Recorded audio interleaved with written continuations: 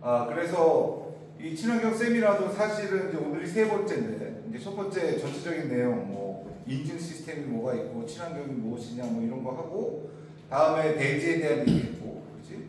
그 다음에 물에 대한 얘기했고, 오늘은 에너지에 대한 얘기거든. 에너지에 대한 얘기하고 이제 그게 마지막이야. 사실은 대지, 물, 다음에 에너지, 그 다음에 공기, 뭐 이 정도지. 이 정도가 친환경이란 말이지. 여러분들이 그동안 배워왔던 거야. 그 에너지를 사실 여러분들이 좀 어렵게 생각해. 왜냐면 이거는 대지나 물이나 이런 거에 대해서 잘 보이지 않는 거거든. 에너지는 안 보이잖아. 그러니까 사실 건축가들이 어렵게 생각하는데, 사실은 건축가들이 제일 잘 알아야 되는 게 에너지. 그래서 이런 쪽으로도 사실은 여러분들이 좀 특화를 할 필요가 있어, 건축에서. 어제 우연히 고등학교 가서 1시간 특강하고 왔는데, 건축에 대한 관심이 되게 많더라고. 건축을 되게 막 애들이 적극적으로 막 물어보고 그러길래 깜짝 놀랐었어. 비전이 있는 것 같아, 건축이. 자, 다음. 앞으로. 그래서 10. 에너지에 대한 친환경 전략. 다음에 building, architect are responsible for more than 50% of CO2 emission.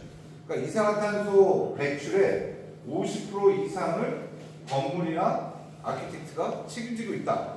사실 이 얘기 하나만, 이거 뭐 내가 너무 여러 번 얘기했지. 이 얘기 하나만 알아도 여러분이 건축을 대하는 자세가 달라질 거라고 생각해. 회사 가서 여러분들이 설계를 맡게 되고 설계를 하고 이러면서 단순하게 이게 디자인을 이쁘게 하는 게 아니라 내가 이산화탄소 배출의 50%를 차지해. 이렇게 놀라운 일을 알고 설계하는 거와 모르고 설계하는 거는 시작이 다르다. 그러니까 여러분들은 되게 럭키하다고 생각해. 나도 대학교 때 만약에 내가 이렇게 배우고 설계를 시작했다면 훨씬 더 좋은 작품이 많이 나오지 않았을까. 그러니까 나는 이거를 너무 늦게 깨달아서 반은 아니지만 그래도 한 30대 중반? 그때부터 미국 가서 깨달은 거니까 좀 아쉽더라고. 여러분들 이제 시작부터 하니까 얼마나 시작이 좋았지? 그래서 기본 전략은 use less energy, create energy. 그러니까 에너지를 적게 쓰고, 다음에 에너지를 우리가 생산해 내야지, 그지? 그 두 가지야, 두 가지 다. So our starting point는 이게 여기 보면 네 가지야. Good orientation. 그러니까 passive strategy라고 써있는데 일본이 passive. 패시브와 액티브는 설명했지. 패시브는 기계 장치 없이 그냥 디자인만으로 해결되는 게 패시브야. 액티브는 뭔가 보일러를 넣고 뭐 냉방기를 돌리고 뭐 어쩌고 저쩌고 센서를 넣고 뭐 이렇게 해서 컨트롤하는 게 액티브라는 거야. 그럼 그게 네 가지가 있단 말이지. 굿 오리엔테이션. 그러니까 좀 방향을 잘 잡아야지. 그치? 방향. 내가 그저께 4학년 애들 여기서 뭐 발표하길래 그 크리틱으로 이제 갔었는데 하루 종일 이제 거기 앉아 있었는데 애들이 그 공동주택을 하고 있거든. 근데 백시도에 향을 표시한 애들이 거의 없더라고. 그리고 투시도나 조감도가 남향을 중심으로 그려야 되거든. 남향을 중심으로. 그냥 뭐 아무데나 막 돌려놓은 거지. 그리고 태양을 표시한 사람이 한 명도 없어. 태양이 어디에도 없어. 그래서 내가 애들한테 계속 물어본 게 그거거든. 도대체 어디다 짓는 거냐? 화성에 짓는 거야? 금성에 짓는 거야? 지구에 지으면 일단 가장 기본이 태양의 위치를 박아놓고 거기서 시작을 해야 되거든. 여러분들 좀 졸업설계 많이 왔는데 만약에 그러지 않 지금 다시 한번 검토해 봐야 돼. 스케치업에 제대로 제 위치에 놓고 태양을 띄워보라고. 그러니까 띄울 수 있는 4개의 지점이 있잖아. 춘하, 추동. 그치? 춘분 때, 하지 때, 추분 때, 동시 때. 나머지는 태양이 가고 있는 거니까 그 4 지점에 내가 만든 매스가 혹시나 너무 내 주거 부분을 많이 가리진 않나? 내가 만든 매스가 내 주변에 있는 딴 주거 부분을 가리지 않나? 이런 거를 체크를 해봐야지 사실. 왜? 이게 나중에 가장 큰 민원거리거든. 웃긴 게 1조에 대한 인동간격은 전체 건물 중에 주거하고 학교밖에 없어. 나머지 건물은 딱 붙여서 지어도 아무 상관없어. 오피스 같은 거 그래서 막 붙어 있는 거야. 응? 뭐 연구소 시설 뭐 이런 거 다 붙어 있어. 그냥 막. 창 이런 거 별로 개의치 않는단 말이야. 근데 유일하게 1조 태양을 고려해서 건물을 띄어야 되는 건물은 딱 2가지야. 주거하고 학교. 학교는 이제 자라나는 사람들이니까 당연히 공부하는 환경이 좋아야 되고, 주거는 사는 공간이에요. 그러니까 여러분들 지금 설계한 곳에 주거가 있다면 주거의 향이나 주거의 일조, 다음에 그림자, 음영 이런 거는 당연히 신경 써야지. 나머지 상업, 리테일 이런 건 상관없어. 그건 장사하는 공간이잖아. 거기는 일조가 그렇게 예민하지 않고, 물론 뭐 그런 샵이나 이런 데도 내가 그 레스토랑에 앉아있는데 햇빛이 쫙 들어오면 좋겠지. 햇빛이 안 들어온 데보다. 그런 거를 고려해야 된다는 게 굿 오리엔테이션이고, 그 다음에 굿 매싱. 당연하지. 매싱. 남향으로, 동서로 길게 남향을 쳐다보면 제일 좋다 그랬지. 그 다음에 natural ventilation. 환기. 당연히 환기 중요하지. 그 다음에 thermal mass. thermal mass는 뭐 좀 낯설 텐데, 이게 뭐냐면 열 용량이라는 거거든. 우리 이 건물이 사실 여름에 시원해. 오래된 건물인데, 왜? 건물 구조가 다 철근 콘크리트. 거기에 벽돌로 돼 있거든. 그러니까 열을 많이 품고 있는 건물이야. 그러니까 외부가 더워도 벽체에서 열을 많이 품고 있으니까 안으로 들어오는데 오래 걸려. 그래서 여기는 밤에 더워. 밤에. 주로 여름에 한 오후 2, 3시까지 시원하다가 그때부터 더워지기 시작해서 밤에 덥고 다음 아침날 또 다시 시원해지고 이렇단 말이야. 근데 대부분의 건물이 다 철근 콘크리트는 아니야. 철골조라든가 목조라든가 이런 라이트 웨이트, 그러니까 경량 구조들이 많단 말이야. 그런 구조는 공사는 쉽고 공기도 빠르고 건물도 상당히 액큐트하게 정확하게 지을 수 있고 다양한 장점이 있는데, 이 서멀 매스에 대해서는 불리하지. 왜? 그냥 열이 곧장 들어오는 거야.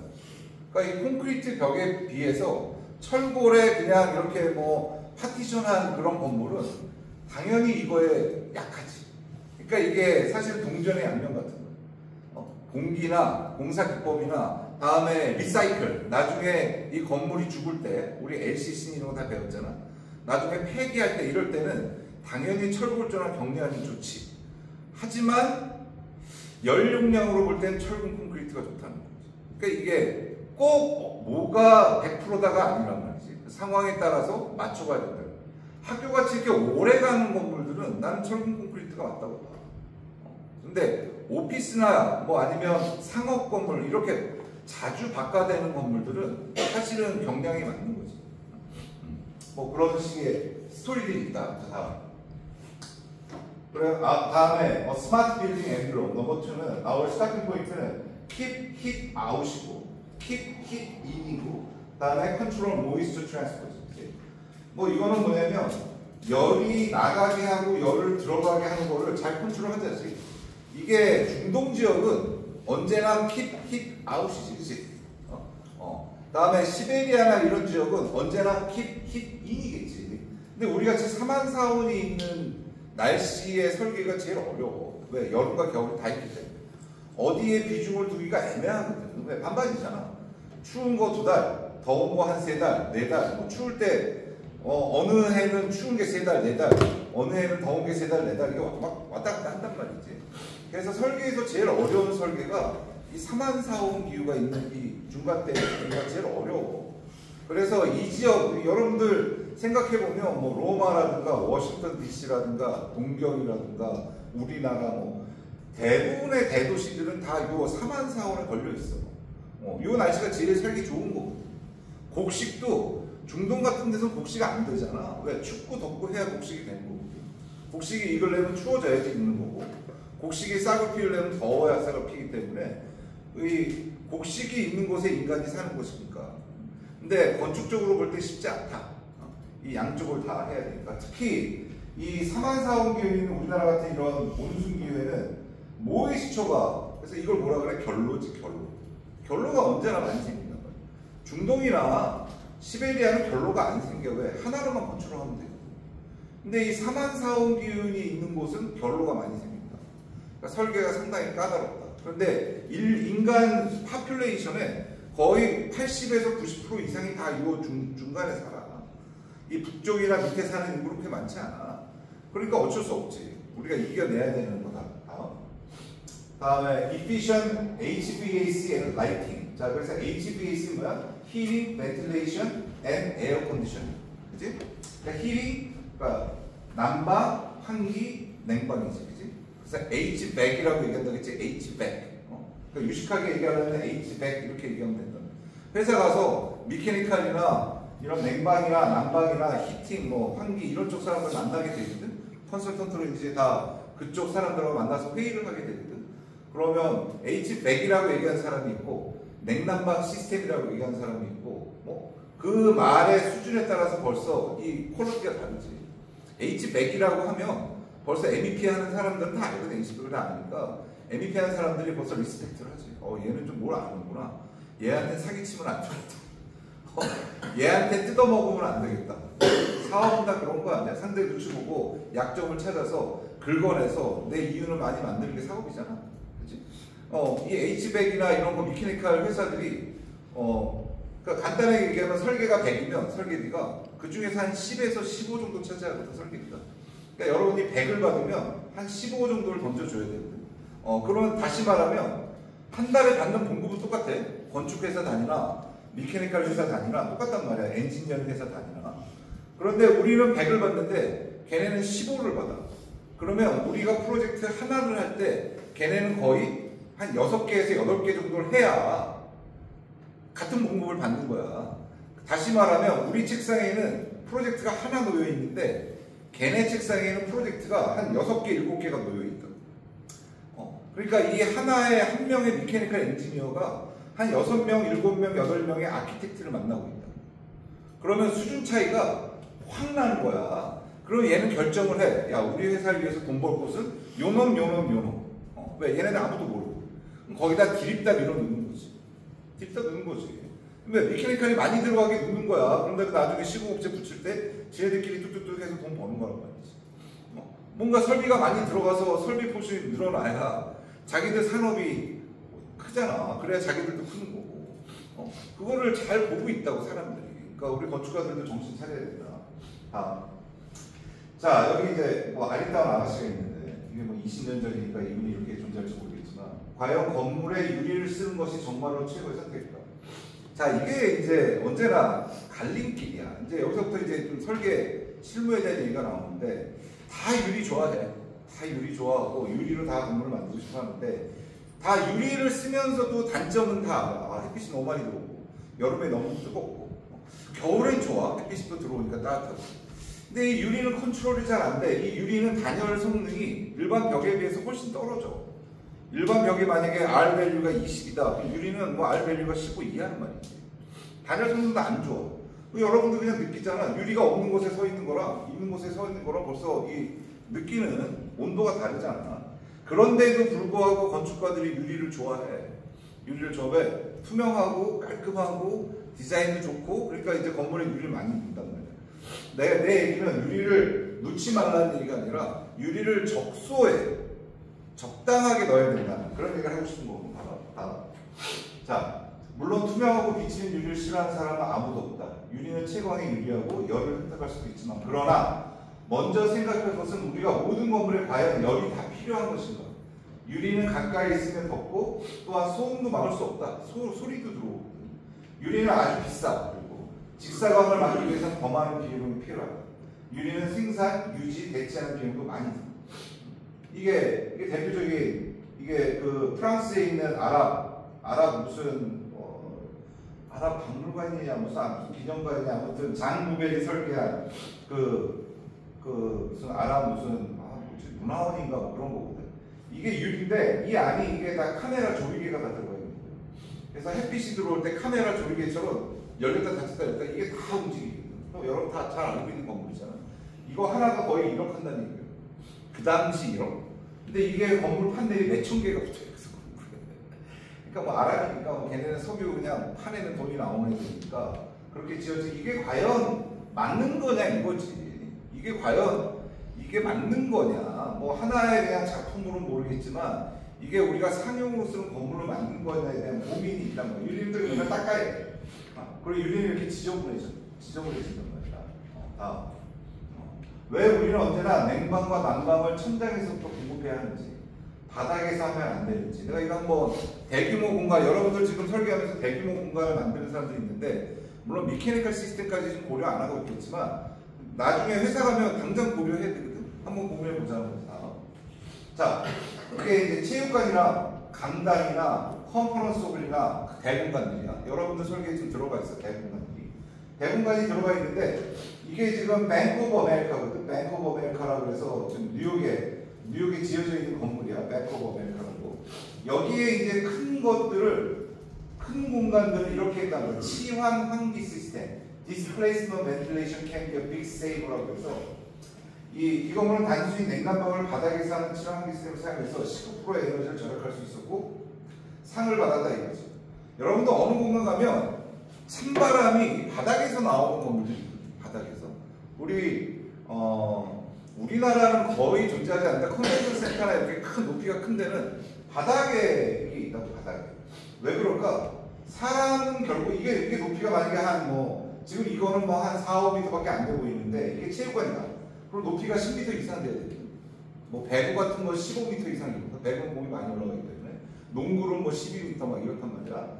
그러면은 사람은 결국 바닥에서 2m에 다 달라붙어 있고 사람이 이렇게 떠다니지 않잖아. 그렇지? 다 달라붙어 있는데 히팅이나 에어컨을 위에서 하면 이 위부터 다 히팅이나 에어컨을 해야 되잖아. 근데 밑에서만 하면 2m만 히팅을 하면 돼. 왜? 우리가 느낄 때 시원하면 되지. 이 위에 있는 애들을 이 위에 누가 있어? 날파리나 있지. 이 윗공간에 날파리만 있다. 걔네를 위해서 냉난방을 할 이유가 없다는 거지. 근데 여러분들 우리 학교 체육관이나 우리나라에 있는 체육관, 수영장에 가보라고. 다 위에 있어. 천장에 다 붙어 있다. 냉난방이. 그냥 하는 거거든. 왜? 천장에 붙이면 쉬우니까. 컨트롤하기 쉬우니까. 근데 고민해 볼 필요가 있다는 거지.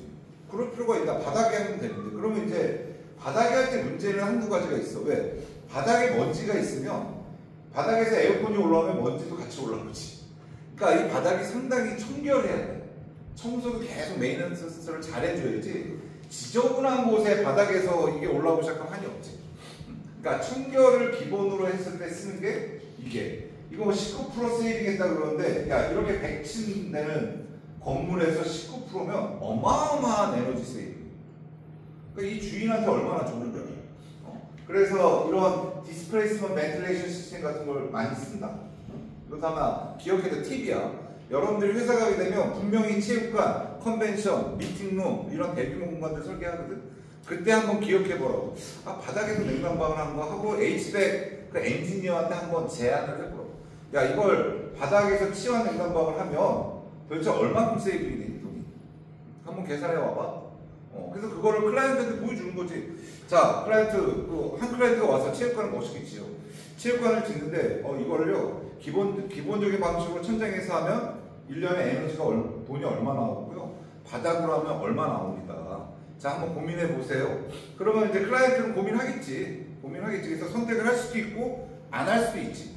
하지만 그거를 제한하는 건축가와 제한하지 않는 건축가는 천지차이인 거지. 그치? 천지차이지. 이걸 꼭 기억했다가 제안을 하시라. 그러면 능력 있는 건축가가 된다. 자, 다음에 열배수 방식 시스템, 힛 리커버리라고 합니다. 이거는 요즘 우리나라 전 세계 다 이거 쓰고 있어. 힛 리커버리. 그 정도의 차이야. 그러니까 에어컨을 하면은 에어컨에서 뜨거운 공기 나오지. 뜨거운 열이 나온단 말이야. 그 열을 이용해서 히팅이나 온수, 온탕, 물 끓이는 거 이런 걸 쓰겠다는 거거든. 그러니까 재활용하겠다는 거거든. 열회수를 해서. 그러면은 그냥 물을 끓이는 그 에너지를 냉방하는 데서 갖고 오니까 그만큼 줄어들겠지. 그래서 힛 리커버리 이 말 정도는 기억하라고. 0.5% 에너지 세이빙인데 I don't think so. 이거보다 훨씬 많이 세이빙. 힛 리커버리. 근데 다행히도 요즘 우리나라 에어컨이나 이런 스탠드형 말고 이 제대로 설치되는 곳에는 이 힛 리커버리 시스템이 웬만큼은 다 돼 있어. 여기서 에너지 세이빙 되기 때문에. 그러니까 나중에 여러분들, 나중도 아니야. 이제 금년 말에 내년 초에 회사 갔을 때 여러분들이 물론 전체 건물을 설계를 맡지는 않겠지. 하지만 맡은 건물에 미케니컬 도면을 펼쳐보면서 거기에 힛 리커버리, 열배수가 있나 한번 찾아보라고. 분명히 있을 거야. 그리고 그거를 윗사람한테 물어보라고. 힛 리커버리 쓰셨는데 이게 뭡니까? HVAC 엔지니어가 오면 물어보라고. 그래서 에너지가 얼마나 세이빙이 됐어요? 궁금해서요. 이거는 일반 방식하고 어떻게 달라요? 이게 건축가지. 무슨 메스 만들고 지금 니네 하듯이 무슨 디자인, 이게 건축가가 아니란 말이지. 이것도 알아보시죠. 다음 변일량 시스템. variable speed 펌프거든. 그러니까 변율량인 게 뭐냐면 이 펌프가 우리 요 전 시간에 화장실 소변 대변 펌프 스피드가 다르다고 그러니까 수압을 다르게 하자고 그랬잖아. 이 펌프도 마찬가지야. 펌프도 뭐 작게 들어간 곳은 좀 수압이 작게, 그치? 많이 들어간 곳은 수압이 크게. 이게 변속을 하면 좋잖아. 무조건 세게 하는 게 아니라 이거 하는 거 되게 간단해. 센서 넣어가지고 물이 적게 오면, 공기가 적게 오면 적게 돌고, 많이 오면 많이 돌고 이러면 되거든. 근데 이 센서 하나 붙이는 거, 요 센서 붙이는 게 몰라서 못하거든. 그러니까 지금 이제 여러분들한테 보여주는 게 지금은 이렇게 와닿지 않지만 막상 설계사무소 가면 제일 먼저 맞닥뜨리는 거고, 웃긴 게 이런 내용, 오늘 내가 세미나에서 보여준 이 내용들을 설계를 10번을 하고 20번을 해도 모르는 사람들이 대부분이에요. 여러분들 선배들한테 가서 이거 물어봐봐. 선배님 그거 학교 지었다면서요? 오피스 지었다면서요? 상가 지었다면서요? 거기 이거 변율량 시스템 쓰셨어요? Variable Speed Pump 쓰셨어요? 한번 물어봐. 아는 사람이 한 명도 없을 거야. 그러면 당연히 내가 알면 회사에서 인정받지. 이 새끼 봐. 얘는 이런 것도 안 해. 이렇게 예민하게 관심이 있네. 그러면서 설계도 잘하면 좋은 거죠. 그치? 그러면서 설계도 잘해. 오케이. 그래서 다음. 자, 그래서 이게 EA Prerequisite No. 1 EA 그다음 Credit No. 3. 자, 이 Prerequisite Credit 이런 거 나온 거니까 벌써 뭐야 이게? 리드 포인트야, 리드 포인트. Environmental 뭐 어쩌고 해가지고 에너지 쪽에서 필수 조건, 다음에 충족 조건. 크레딧은 하면 좋은 거. Prerequisite은 뭐야? Prerequisite은 필수, 무조건 해야 되는 거. 여기에 보면 Conduct Building Commissioning이라는 게 있거든. 이거를 또 되게 어려워해. 건축가들이. 커미셔닝이 뭐예요? 커미셔닝. 여기 커미셔닝은 모든 시스템들이 원래 기능대로 잘 운영이 되는 걸 확인하는 거. 이 프로세스로 시스템 운영비의 20에서 40%를 절약할 수 있다. 다시 말해서 뭐냐면 건물이 뭐 주거 같은 거 2층짜리 상업 4층 이런 거는 사실은 그렇게 에너지 세이빙의 차가 크지 않겠지. 한데 아까 봤듯이 100층짜리 아니면 가로로 긴 100m짜리 공장 꼭 높아서 면적이 넓어지는 게 아니야. 옆으로 이 학교 우리가 이 건물도 엄청나게 용량이 큰 건물이야. 이거를 만약에 일반 오피스처럼 올렸다 그러면 이거 한 30층 올라가는 거야. 지금 보기 되게 웃어 보이죠. 5층짜리니까. 근데 이게 길게 퍼졌잖아. 이거를 만약에 오피스처럼 한 40에 40m로 올렸다고 생각해봐. 엄청나게 높아지는 건물. 그러니까 꼭 높은 것만 에너지 세이빙이 아니란 말이야. 학교라든가 연구소, 공장 이런 것들 4, 5층짜리들도 다 해당이 된단 말이지. 그럴 때 이 컨디셔닝, 이 기능들이 잘 운영되는 걸 확인을 해야 된다는 거지. 그러니까 리드에서도 이거 포인트가 엄청나게, 이거 커미셔닝이 아마 16점인가 그럴 거야. 리드가 60점 이상이면 크레딧이고 80점 이상이면 실버고 골드고 이렇게 올라가는데 거기서 16점이면 어마어마한 점수. 그러니까 이거를 잘 하고 있나를 하겠다라는 계획서를 짜고 어떻게 하겠다는 걸 해서 리포트를 만든 다음에 내면 점수를 주는 거. 그러면 이렇게 세이빙을 할 수 있다. 그러면 이게 누구한테 좋은 거야? 건축주한테 좋은 거지. 그치? 건축가한테 좋은 건 없지. 내 건물이 아닌. 근데 건축주한테 좋은 건 뭐야? 결국은 나한테 좋은 거지. 그 건축주가 돈을 세이빙하면 다음에 나를 다시 부르겠지. 이 사람 잘하네. 그래서 언제나 장사의 기본은 뭐야? 리턴이잖아. 리턴 클라이언트잖아. 되도록 하는 클라이언트가 있어야 장사가 잘 되는 거예요. 건축도 마찬가지야. 건축도. 자, 다음. 왜 우리는 단지 내 책상만 조명이 필요할 때도 전체 사무실을 다 전등을 켜야 하는 거야? 이것도 참 큰 이슈. 큰 이슈. 이것도 물론 주거 같은 거 작은 걸 얘기하는 게 아니야. 오피스 공간이 수천 개 나오고 우리 캠퍼스 혁신파크 저런 것도 마찬가지야. 다음. 그래서 이것도 크레딧이 원이 있어. Reduce energy consumption by 22% use task light. 이거를 task light이라고 그러거든. 그러니까 책상 위에 이렇게 올려놓고 라이팅하는 거. 이걸 task light이야. 자, typical lighting density가 500룩스고 task light density가 300룩스 어쩌저쩌게 돼 있는데 이거는 뭐야? 전체 다 불을 켰을 때 이게 천장의 우리처럼. 근데 만약에 이 책상에 다음 페이지. 이 책상에 일단 예를 들어서 이 책상에 태스크 라이트를 놨다고 봐봐. 여기 이 전체 오피스에 사람이 다 있는 게 아니잖아. 이게 한 100층짜리라고 보자고. 어디 여기 한 3파티션에 사람이 있고 여기는 없고 여기 있고 막 이럴 수 있단 말이야. 그런데 여기 한 명 있고 여기 한 명 있고 여기 한 명 있어도 전체를 다 켜야 되는 거야. 라이트 웨이스트지. 그러면 어떻게 해? 그냥 전체적으로 그냥 은은하게 한 20-30% 켜놓고 다음에 내 테스트 라인만 편하게 켜면 되는 거 아니야 사실. 그러니까 여러분들 보면 그거를 인지했는지 몰라. 나는 요즘 뭐 미드도 많이 보지만 일본 드라마도 많이 보거든. 뭐 한국 드라마 당연히 보는 거고, 한국 드라마에서 오피스 나오는 그런 드라마하고 다음에 일본 드라마에서 오피스 나오는 드라마를 이제 기회가 생기면 오늘 이후에 한번 비교해봐. 일본 애들 오피스는 전체가 켜진 걸 한 번도 본 적이 없어. 다 자기 책상에 불이 똑똑똑 켜져 있어. 근데 우리나라는 밤에 이렇게 들어가서 일하면 전체가 다 켜져 있는 거야. 일본은 자기 책상에만 탁 켜놓고 밤에 일하고 있다니까. 그러니까 어두운 데서. 그런 드라마가 되게 많아. 테스크 라이트이 있다는 거야. 근데 우리나라 오피스에는 이 테스크 라이트이 없어. 그러니까 내가 밤에 혼자 가서 일하려도 불을 켜야 돼. 불을 켤 수밖에 없다고. 전체 불을 다 켜는 거야. 그래서 여러분들 이렇게 오피스 타운이나 서울에 뭐 삼성동에 이렇게 가보면 한 층이 다 켜져 있다고 밤에 이렇게. 근데 일본은 그렇지가 않아. 일본은 오피스가 깜깜한데 부분 불이 있다고. 벌써 걔네들은 테스크 라이트를 적극적으로 쓰고 있는 거. 미국도 마찬가지야. 미국도 이렇게 한 층이 켜진 경우가 없어. 우리나라만 아주 여유있게 삼성동이나 테헤란로 이런 데 밤에 한번 지나갈 때 기회가 되면 오피스다 아니면 지금 구글에서 야경 같은 거 한번 찾아보라고. 우리나라만 전층이 다 켜져 있어. 그러니까 아직 우리나라 에너지 세이빙 못하고 있는 거지. 앞으로 봐봐. 여기서. 그리고 다음. 그래서 efficient lighting fixture. 픽스처도 중요하지. 그래서 뭐 LED 쓰자 이런 거 있잖아. 그래서 이거 아직 형광등이지만 지금 다 우리 학교도 좀 다 LED로 바꾸고 있지. 저 복도는 이미 다 LED로 바꿨지. 그러니까 형광등과 LED의 차이가 내가 정확한 수치인지 모르겠지만 이게 계속 바뀌니까 수명이 형광등이 뭐 12,000 형광등이 1200시간이면 LED는 한 15,000시간, 한 10배에서 15배 수명이 길어. 그리고 효율은 똑같아. 룩스가 거의 비슷해. 그러면 당연히 오래가는 거 써야지. 오래가는 거. 그래서 지금 우리나라 조달청 기준으로 모든 공공건축은 다 LED 쓰게 돼 있고 우리 이미. 근데 아직 일반 건축에는 많이 안 들어갔지. 지금 캠퍼스 혁신파크는 100% LED야.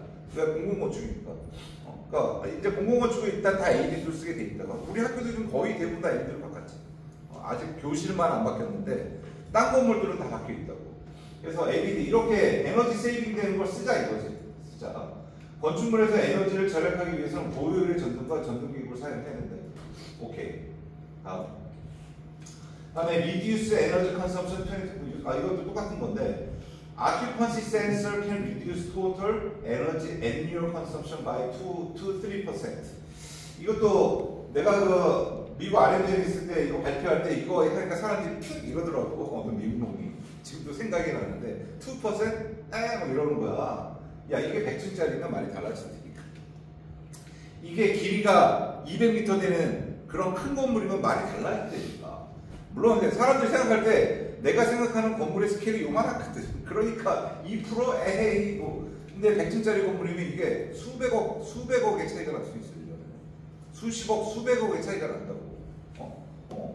이 센서. 우리 여기 이런 데 센서 없지, 그치? 센서 없다. 우리 지금 저 복도에 센서 달았지, 그치? 삼층 복도에 드디어 그래서 사람이 가면 켜지고, 없으면 꺼지고, 그치? 저 너무 좋잖아. 그러니까 평상시에는 까맣고, 그다음에 내가 지나갈 때 켜지고, 그쪽에 아키콘 센서거든. 벌써 이제 우리나라도 이런 게 들어오고 있단 말이지. 그러니까 이런 거, 여러분들 나중에 학교를 하든, 오피스를 하든, 상가를 하든 이럴 때, 이런 걸 적극적으로 얘기를 해야지 스펙을 넣어주거든. 근데 이걸 내가 니네 도면에 이걸 넣는 게 아니잖아. 이건 전기 도면에 넣는 거거든. 여러분들이 전기 도면을 펼칠 때 아큐폰 센서가 있나 확인을 해야지. 그리고 물어봐야지 전기 엔지니어한테. 야 이거 아큐폰 센서 이런 홀이나 복도 저 뒤쪽 구석 뭐 이런 데는 좀 필요할 것 같은데 넣니? 그리고 얼만큼 에너지 세이빙 되는지 데이터 갖고 와. 그러면 그 일렉트릭 엔지니어가 이 새끼 또 난리야. 겉표적은 그렇겠지만 뒤로 돌아가서는 리스펙을 한다니까 이 건축가를. 야 얘는 제대로 하는 애네. 얘한테는 또 사기치면 안 되겠네. 사기치면 안 되겠네. 그걸 막아주는 게 건축가가 하는 일이야. 그래서 건축주한테 조금이라도 세이빙을 되게 해주는 거지. 우리 건축이 뭐야? 서비스업이잖아. 건축가에게 세이빙을 해주는 일이 우리 일이거든. 우리가 우리의 드림 컴퓨터를 하는 게 아니란 말이야. 우리가 좋은 뭐 아름다운 건물을 줘서 해피하게 뭐 이런 게 아니란 말이지. 이런 게 되게 예민하다. 그래서 뭐 미케니컬룸이나 어파트먼트나 레스트룸, 컨퍼런스룸, 코리도, 다음에 오피스 스페이스 되게 예민하지. 이거 하나 콘센트 켜서 다 키게 하면 안 되지. 아큐펀 센서가 있게 해야지. 아큐펀 센서는 시간도 조절할 수 있거든. 뭐 10분 켜주고 20분 켜주고 조절할 수 있거든. 그래서 잠깐 켜줬다가 엘리베이터에서 나와. 그럼 잠깐 요 복도에 켜줘.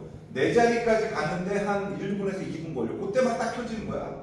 왜? 내 자리는 찾아야 되잖아. 그래서 내 자리에 앉은 다음에 테스크 라이트를 딱 키는 그 1분 후에 꺼지는 거지. 그러면 된 거지. 그렇다고 이게 아큐펀 센서가 있어서 우리 여기처럼 켜졌다가 한 10초 만에 다시 꺼진다. 그럼 얘가 가다가 시꺼매질 거 아니야. 그럼 난리 나지. 그래서 그거는 이 건물의 규모에 따라 조절하는 거지. 그 아큐펀 센서의 그 on하고 off의 시간은 충분히 조절할 수 있거든. 여기도 3층도 다 그렇게 조절을 한 거야. 니네들이 지나가는 시간, 뭐 가는 시간 이걸 조절해서 껐다 켰다 하는 거거든. 그런 거를 해야 된다. 이게 우리 RMJM이 한 오피스인데 이게 아마 상해에 있는 오피스인데 이런 거 다 썼거든. 그런 거. 그래서 그런 거 하자. 다음에 이제 마지막이야. 대체 에너지에 적정하려. 아까 내가 그랬지. reduce energy, create energy. 그치? 에너지는 두 개밖에 없어. 에너지를 세이빙 하든가 에너지를 만들든가. 두 가지 방법밖에 없잖아. 지금까지는 세이빙 하는 방법을 얘기했다면 이제부터는 만드는 거. 뭐 니네들 완전 전문가잖아. 신재생 에너지를 우리 한 챕터를 했잖아. 그치? 그래서 이제 정리를 한 건데 이거 우리 RMJ는 옛날 건데 어쨌든 태양, 바람, 물, 뭐 다음에 머티리얼, 다음에 쓰레기. 이게 다 합쳐져서 이게 돈다는 거지. 들어오고 나가고 웨이스트도 다시 와서 다시 쓰고 순환하고 여기에 신재생을 넣어주고 이래서 도시가 이루어진다. 이게 큰 하나의 차트인 거지.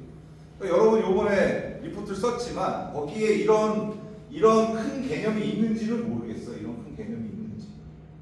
결국은 순환하자는 거니까, 그렇지? 다. 그래서 다음에 솔라 서머, 뭐 솔라 핫 워터 다 했던 거지. 이게 상해에 있는 농업은행인데 RMJM이 지금 뭐 좀 상해 가면 있거든.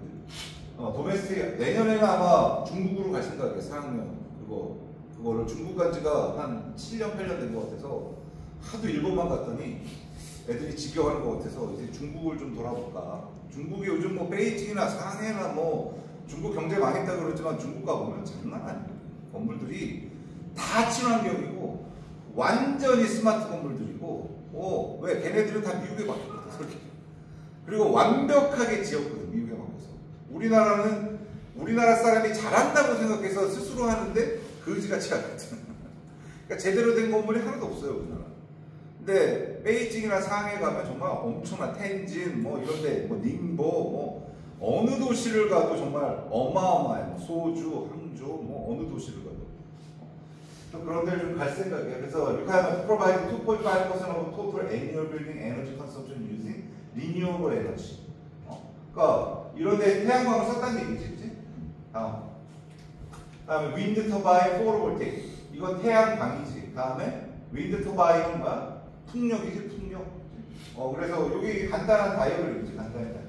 뭐 이거는 정말 기본적인 다이어그램이고 니네 건물은 이거보다 훨씬 더 디테일하지. 훨씬 더 건물이 많고 단면을 자르면 이거보다 훨씬 더 아름답게 나오지. 여기에 이런 태양광 놓고 벽 쪽에 BIPV로 뭐야? Building Integrated Photovoltaic. 그치? 다 했지, BIPV. 회사 가면은 당장 쓰는 게 BIPV야. 왜? BIPV가 우리 건축법에 들어와 있거든. 그래서 써야 돼. BIPV를 어느 정도 쓰게 돼 있어. 그러니까 모든 건물에 여러분들이 공공건축을 하면 100% 써야 돼. 그러니까 BIPV를 처음에 만나게 되거든. 회의 때 이제 얘기한다고. 뭐 여러분 팀장이나 이런 사람이 인면 디자인하는데 BIPV를 어디에 써야 될지 정말 고민이 많이 됩니다. BIPV 면적에 한계가 있는데 이걸 지붕에 써야 될지 벽에 써야 될지 벽에 쓰면 효율이 낮고 집에 쓰면 효율이 좋은데 지붕에 쓰면 미케니컬 그 스페이스가 없어져가지고 고민입니다. 이런 얘기를 회의 때 할 거라고. 그런데 이제 신입사원인들 멍하니 BIPV가 뭔지 이런 거 있으면 그게 다 보이거든, 표정이. 사장이 이렇게 본다고, 이렇게 신입사원. 저 새끼가 알아듣나 못 알아듣나. 못 알아들으면 어떻게? 걔는 이제 선택권에서 밀려나는 거지. 굳이 인터뷰를 안 해도 돼. 사장 정도 되면 하도 사람을 많이 봤잖아. 탁 그냥 표정만 봐도 알아, 저 새끼가 안 좋아. 그러면 내가 이 리스트에 쟤를 데려올지 말지는 거기서 결정되는 거고. BIPB한테 눈이 말똥말똥 아이노 이런 표정으로 있어야지. BIPB 할 때. 알아 나 많이 공부했어. 이런 표정으로 있어야 쟤 좀 아는구나 이렇게 되는 거지. 이렇게 있으면은 이게 BIPB야. 그래서 여러분들 단면에 이런 게 지금 요번 리포트에 안 들어갔겠지만 요번 달 말에 마지막으로 마감하는 거에는 이게 있어야지. 이런 다이어그램이. 자, 다음. 그래서 이게 풍차, 이게 우리 RMGM이 분석을 한 건데, 이게 뭐 3개 유닛, 4스택이라는 게 하나, 둘, 셋, 4개 쌓은 거, 15개 유닛, 조그매. 대신 이거는 커, 이건 조그매. 이게 그 실제 사이즈 비례로 한 거야. 요거는 12개 유닛. 그러니까 크게 3개 만드는 거랑 작게 15개, 12개 만드는 거랑 어느 게 더 좋지? 이걸 한번 비교해 본 거거든. 뭐 내가 비교한 건 아니고, RMG는 홍콩에서 이게 GBP는 영국 단위고, EUR은 유로고, 다음에 USD는 미국 단위잖아. 그래서 이렇게 해가지고 쭉쭉쭉쭉 해봤더니 그 에너지가 크게 한 게 210 1년에 50, 53, 80 이렇게 나와. 그러니까 작은 풍차를 여러 개 돌리는 것보다 큰 풍차를 돌리는 게 효율이 좋다 이 얘기야. 근데 단점은 페이백이란 건 뭐냐면 이거를 짓고 이 투자비를 걷어들이는 시간은 얘는 57년, 63년, 53년, 35년 비슷비슷한데 얘가 더 작단 말이지. 페이백은 왜? 이거는 요 풍차 하나가 터바인 하나가 가격이 싸잖아. 그걸 여러 개 하는 거니까 사실은 페이백이 빠르지. 근데 이거는 하나가 어마어마하잖아 크기가. 그러니까 이건 페이백이 오래 걸리지. 투자비가 비싸단 말이야. 하지만 효율이 좋단 말이야. 매년 들어오는 효율이 좋으니까 사실 같은 거의 50년인데 200씩이 들어온다면 풍차는 크게 만드는 게 좋구나는 결론을 내려고 이렇게 우리가 조사한 거거든요. 그러니까 이것도 되게 좋은 팁이지. 여러분들이 이제 나중에 학교나 연구소나 공장이나 풍차를 해야 돼. 그러면 이제 풍차의 옵션이 이렇게 올 거야. 큰 거, 작은 거. 뭘로 써야 되지? 아무 개념이 없어. 작은 거 100개 쓸까요? 큰 거 2개 쓸까요? 그럴 때 이게 좋은 자료가 되는 거지. 큰 거 쓰는 게 투자비는 많이 들지만 이 효율, 애니얼 에너지로 볼 때는 훨씬 더 유리하구나. 거의 뭐 2배, 3배 되니까. 그러니까 뭐 당연히 큰 풍차가 전기를 많이 만들어내겠지. 작은 거보다. 그치? 그런 거를 얻은 거야. 물론 뭐 여기서 또 디테일하게 가서 이 풍차가 큰 거에 장단점, 작은 거에 다 있어. 큰 거는 단점은 뭐냐면 소리가 나요. 여러분들 제주도 가면 밤에 이렇게 잘 때 풍차 근처에서 이렇게 자면 우웅 소리 나거든. 어쩔 수가 없어. 큰 바람이 불 때는 소리가 나. 소리가. 근데 이런 거를 제주도에 있는 그런 풍차, 이거는 제주도 풍차 많지 않지만 이런 걸 건물에 붙이면 그 건물에서 소리가 나. 우웅 소리가 나. 다음에 진동이 있어. 이게 아무래도 바람이니까 진동이 있어. 진동. 흔들린단 말이야. 그러니까 이게 건물에 미세하게 진동이 온다고. 근데 이런 작은 거는 그런 소리나 진동이나 훨씬 유리하지. 근데 에너지 효율이 안 좋은 거야. 그러니까 이것도 이제 결정하는 거지. 뭐가 좋다, 나쁘다고 얘기하기 뭐하지. 그치? 큰 거를 넣을 수 있는 데가 있으면 놓는 거고, 아니면 작은 놓는 거지. 자, 그래서 마지막이야. 거의 뭐.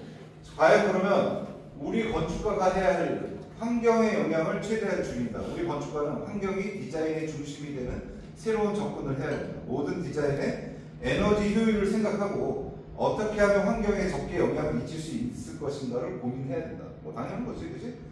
다음에 최고 품질의 디자인, 하이 퀄리티 디자인. 우리 건축가는 환경을 보호하기 위한 전략을 철저히 세워 이를 디자인에 적용한 것 더불어 건물의 디자인의 질 또한 계속해서 발전시켜 나가요. 이게 이제 영어로 돼 있던 건데 내가 한글로 번역해서 좀 말이 이렇게 요즘 AI가 있어서 AI가 번역하고 좀 좋을 텐데 내가 그냥 번역한 거라. 그래서 강조하고 싶은 거는 이렇게 건축 세미나, 환경 세미나를 한 이유는 아마 여기서 봤던 대지나 물이나 환경, 에너지 뭐 이런 것들이 사실은 여러분들 설계 프로세스에 없는 것들이지. 그치? 근데 이게 웃긴 게 이게 왜냐면 우리 RMJ에서 신입사원 교육용이에요. 신입사원 딱 들어오면 그 신입사원들한테 보여주는 거예요. 그러니까 여러분들 지금 딱 신입사원 될 시기잖아. 그러니까 딱 지금 들으면 좋은 것들이야. 그러니까 대학교 때 뭔가 꿈에 부풀어서 설계를 했다가 회사 가면은 완전히 달라. 그러니까 지금도 벌써 5년이 지났는데도 아직 내가 설계를 해야 돼, 말아야 돼, 이런 고민하는 애들이 있거든. 근데 내가 이제 그 얘기는 해줄게. 설계를 대학교 때 잘했냐, 못했냐, 아무것도 중요하지 않아. 왜? 이 내용이 설계 잘하고 못하고 상관이 있어? 아니지. 아니지. 건축가는 내가 다시 한번 강조하지만, 건축가는 블루 칼라가 아니고 화이트 칼라야. 그러니까 회사직이야. 사무직. 내가 회사 가서 깨끗하게 옷 입고 사람 관리하는 직업이지, 내가 직접 그리고 이런 일이 거의 없어진다니까. 니네 초기 한 10년은 그리지. 근데 이제 과장되고 부장되면 그릴 일이 없어. 사람 관리하는 거야. 사람 관리하고 이런 거 잘 찍어주고, 미케니컬, 일렉트릭, 뭐 플러밍, 뭐 시빌, 랜드스케이프, IT, 뭐 친환경 이런 애들 불러다가 교육시키는 거야. 야, 똑바로 설계해. 우리 건축 애들도 마찬가지야. 건축 애들 부르지. 밑에 애들 불러서, 야, 너네 뭐 디자인만 하냐? 이런 거 신경 안 쓰냐? 이 사람들은 그런 거 해주는 거거든. 그러니까 완전 화이트 칼라잖아. 화이트 칼라. 그러니까 여러분들 이렇게 가끔가다 회사에서 사람들 오면 다들 양복 입고 오시잖아. 나도 미국에서 회사 다닐 때 15년 동안 한 번도 내가 딱 사복을 입은 적이 없고, 양복 입고 다니지. 지금 학교니까 이러고 있는 거지. 양복 입고 다닌다고. 설계사무소 직원들이. 그러니까 맨하탄에서 걸어다니는 애들 중에 제일 깨끗한 애들이 설계사무소 직원들이야. 제일 멋있고 깨끗해. 그래도 미를 그래도 하는 사람들이기 때문에 옷도 잘 입고 스타일도 좋고 깨끗하다고. 근데 이상하게 우리 대한민국만 건축을 이상하게 무슨 블루칼라식으로 봐서 설계사무소 갔는데 막 옷을 막 그지같이 입고 다니고 막 머리 꼬고 막 이런 애들 막 있더라고. 내가 너무 답답한 거지. 그런 애들 보면, 아, 건축을 잘못 이해했네. 얘네들이 잘못 배우고 왔네. 회사 들어가면 정장하고 깔끔하게 앉아서 일하는 게 건축이라고. 그래서 사실은 건축이 할만해. 평생 나를 다스려주거든. 내 외모도 다스려주고, 내가 클라이언트에서 만나야 되잖아. 그러니까 내가 외모 신경을 안 쓸 수가 없어. 깔끔하게 하고 다녀야 돼, 사실. 야, 클라이언트가 왔는데 이렇게 지지부시 이런 사람하고 얘기하고 싶겠냐? 아니지. 그래서 자기 관리를 해야 되는 직업이야. 근데 이상하게 잘못 생각하고 있어, 잘못. 한국 사람들은 왠지 설계사무소 가면 다 이렇게 퍼지는 거야. 내가 뭐 DA나 히림이나 이런 데 가보면 이렇게 퍼져 있는 애들 반, 깔끔한 애 반이야. 너네 한번 사무실 가봐. 그 4학년 때 사무실 그 실습도 해봤잖아. 거기에 이렇게 깨재재하게 다니는 애 반, 깔끔한 애 반이라고. 그러니까 여러분들은 깔끔한 쪽에 가야지. 그 깨재재하게 하는 사람들이 스탠다드가 아니다. 절대 아니라는 거. 그래서 그런 것도 좀 강조하고 싶고, 그래서 친환경쌤은 이걸로 이제 마무리하겠습니다.